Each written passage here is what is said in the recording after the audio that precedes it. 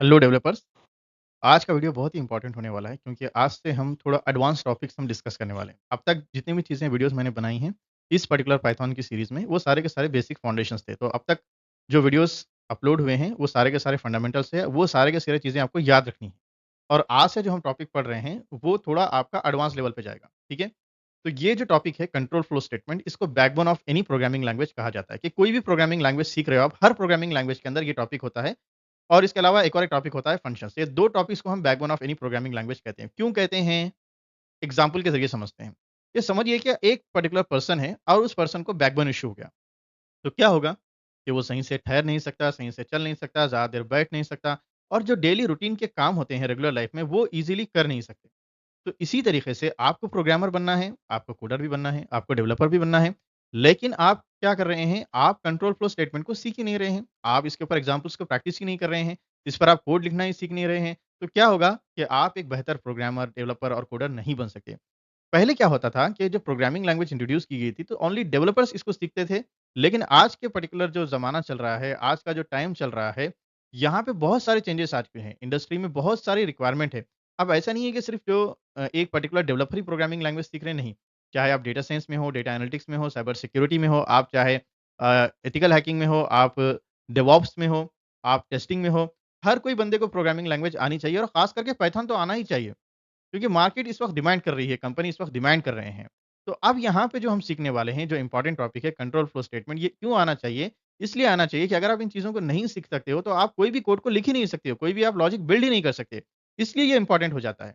तो आज के वीडियो में हम सीखेंगे कि कंट्रोल फ्लो स्टेटमेंट क्या है? इसको क्यों यूज़ कर रहे हैं? कहाँ यूज़ कर रहे हैं? और रियल टाइम एप्लीकेशंस में इसका यूज़ किस तरीके से हो रहा है? तो पहले समझते हैं कि what is control flow statement? तो कंट्रोल फ्लो स्टेटमेंट क्या होता है कि जभी भी आप कोई एक प्रोग्राम को डेवलप करते हो, जभी भी आप कोई कोड लिख रहे हो, तो ज़रूरी नहीं है आप उसके अंदर एक ही चीज़ लिखते हो। एग्ज़ाम्पल के ज़रिए समझते हैं कि आपने एक एटीएम एप्लीकेशन, जो एटीएम मशीन होती है, उसमें क्या-क्या आपने एप्लीकेशन को डेवलप किया, आपने एक प्रोग्राम लिखा, तो क्या उस प्रोग्राम में एक ही चीज़ होगी? यानी कि सिर्फ़ लोग कार्ड ही इंसर्ट करेंगे? नहीं, पिन नंबर भी इंसर्ट करेंगे। क्या वहाँ पे सिर्फ़ पैसे निकालेंगे? नहीं, अब तो डिपॉज़िट मशीन्स भी आ चुकी हैं और वहाँ पे आप आपका आपका नंबर भी अपडेट कर सकते हो, पासवर्ड भी रीसेट कर सकते हो। बहुत सारे ऑप्शंस आ चुके हैं, मिनी स्टेटमेंट भी चेक कर सकते हो। ऐसा नहीं है कि एक ही काम हो रहा है, मल्टीपल काम्स हो रहे हैं वहाँ पे, ठीक है? तो जब मल्टीपल एग्ज़ीक्यूशंस हो रहे हैं, तो वैलिडेशंस भी हो रहे हैं, वेरिफ़िकेशंस भी हो रहे हैं। तो ये सारे के सारे चीज़ें आपके प्रोग्राम में चल रही है। कि तो वहाँ पे सिर्फ़ एक कोड रन नहीं हो रहा है, एक ही आउटपुट नहीं आ रहा है, बल्कि मल्टीपल आउटपुट्स हैं।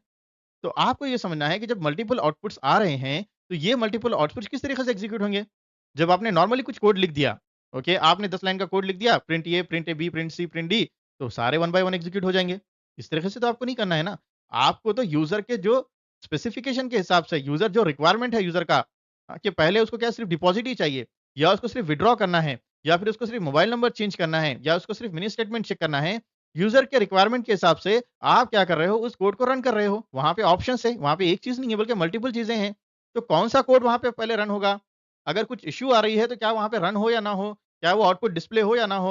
एग्ज़ाम्पल, अमाउंट को निकालना है, अमाउंट को विथड्रॉ करना है एटीएम से, ₹10,000 निकालने हैं लेकिन बैंक बैलेंस ₹5,000 है। अगर ₹10,000 निकल जा रहे, तो यूज़र का तो फ़ायदा हो गया लेकिन कंपनी तो लॉस में है ना। तो आपको ये समझना है कि चीज़ें ये किस तरीके से काम करती है। तो ये सारी की सारी चीज़ें कंट्रोल फ्लो स्टेटमेंट के हिसाब से ही काम करती हैं।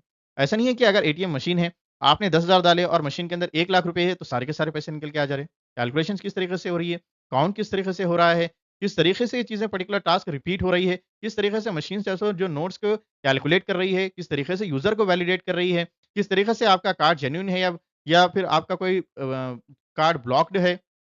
किस तरीके से चीज़ें वेरिफाइड हो रही हैं, किस तरीके से कोड को लिखा जा रहा है, कोड का स्ट्रक्चर किस तरीके से डिज़ाइन हो रहा है। जब उसके अंदर 10 कंडीशंस लिख दी गई, तो 10 कंडीशंस का कोड किस तरीके से डिज़ाइन होगा, किस तरीके से उस कोड के फ्लो को मेंटेन किया जाएगा। तो ये सारी की सारी चीज़ें आप कहाँ पे कर रहे हो? आप कर रहे हो कंट्रोल फ्लो स्टेटमेंट के अंदर ही। हम इसीलिए तो इसका यूज़ कर रहे हैं ताकि हम जो भी डिसीज़न्स ले सकें, वो डिसीज़न ली प्रॉपर्ली हमारे लिए यूज़र के रिक्वायरमेंट के हिसाब से एग्ज़ीक्यूट हो।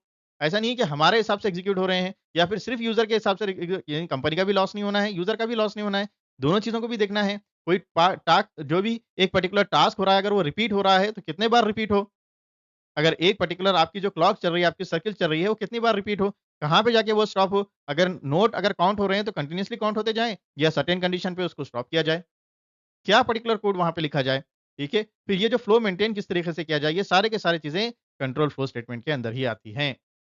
और हम इसको कहाँ पे यूज़ कर रहे हैं? सिर्फ़ एक मोबाइल एप्लीकेशन में इसको यूज़ किया जा रहा है या फिर कोई पर्टिकुलर वेबसाइट में इसका यूज़ किया जा रहा है या फिर कोई गेमिंग एप्लीकेशन में इसका यूज़ किया जा रहा है या फिर सिर्फ़ जो पर्टिकुलर सिस्टम है, वहीं पे रिस्ट्रिक्टेड है? नहीं। आज की पर्टिकुलर मॉडर्न एरिया में सारे के सारे पर्टिकुलर जितने भी एप्लीकेशंस बन रहे हैं, चाहे वो वेब एप्लीकेशन हो, मोबाइल एप्लीकेशन हो, डेस्कटॉप एप्लीकेशन हो, सारे के सारे पर्टिकुलर एप्लीकेशन में, सारे के सारे डिजिटल प्रोडक्ट्स में आज कंट्रोल फ्लो स्टेटमेंट को यूज़ किया जा रहा है। क्योंकि जितने भी लॉजिक्स लिखे जाते हैं, वो कंट्रोल फ्लो स्टेटमेंट के ज़रिए से ही लिखे जाते हैं। अगर आपको कंट्रोल फ्लो स्टेटमेंट यूज़ करना नहीं आ रहा है, तो आप कोई भी लॉजिक को लिख नहीं सकते हो। क्योंकि आज के कंपनीज़ में ऐसा नहीं होता कि आप सिर्फ़ बैंकिंग में ही काम कर रहे हो या फिर आप ई-कॉमर्स में ही काम कर रहे हो। आप बार-बार कंपनी स्विच करते रहते हैं। अगर आप कोई कंपनी में काम भी कर रहे हो, तो वहाँ पे डिफरेंट टाइप के प्रोजेक्ट्स आते रहते हैं। क्लियर? अगर कुछ कन्फ्यूजन हो रहा है, तो आप कमेंट कर सकते हैं, आपके डाउट को मैं क्लियर करूँगा। तो एग्ज़ाम्पल देखिएगा अगर एक फूड डिलीवरी ऐप है, चाहे वो ज़ोमैटो हो, चाहे वो स्विगी हो, कोई भी ऐप हो, तो अगर वहाँ पे रेस्टोरेंट ओपन है, तो ऑर्डर्स बता रहा है। अगर ओपन नहीं है, तो वो क्लोज़ बता रहा है। तो ये किस तरीके से हो रहा है? इसी तरीके से कोई भी एक पर्टिकुलर पेमेंट एप्लीकेशन है, तो अगर आपने पिन करेक्ट डाला, तो पेमेंट प्रोसेस हो रहा है। अगर आपके पास बैलेंस नहीं है, तो आपको एरर मैसेज आ रहा है। अगर नेटवर्क आपका अवेलेबल नहीं है वहाँ पे, तो आपको पेमेंट के वास्ते रिट्राई करो बोल रहा है। तो ये चीज़ें किस तरीके से मेंटेन हो रही हैं? किस तरीके से इसका फ्लो चल रहा है? इसी तरीके से आपके इंस्टाग्राम आप यूज़ करते हो, आप यूट्यूब यूज़ करते हो, तो आपने क्या किया कोई वीडियो को लाइक कर लिया आपने, कोई रील्स को आपने लाइक कर लिया, तो आपको उसी तरीके का कंटेंट बताया जाएगा। अगर आपने कोई पर्टिकुलर वहाँ पे कोई एक वीडियो थी, आप उसने क्या कर दिया वहाँ से उसको स्किप कर दिया, तो उस तरीके के सिमिलर पोस्ट भी स्किप हो जाएँगे आपके। अगर आप कोई पर्टिकुलर वीडियो को पूरा का पूरा देख रहे हो, तो इसका मतलब होता है कि वो आपकी प्रायोरिटी में है। तो ये चीज़ें इस तरीके से काम करती हैं, ठीक है? तो आज का थ्योरेटिकल वीडियो में इतना ही। नेक्स्ट वीडियो में हम प्रैक्टिकली बात करेंगे कि कंट्रोल फ्लो स्टेटमेंट के अंदर कितने टाइप्स हैं और उनको किस तरीके से यूज़ किया जाता है। तो अगर आप चैनल पे नए हैं, तो सब्सक्राइब करना ना भूलें, लाइक ज़रूर करें, कमेंट करें और अपने दोस्तों के साथ शेयर करें।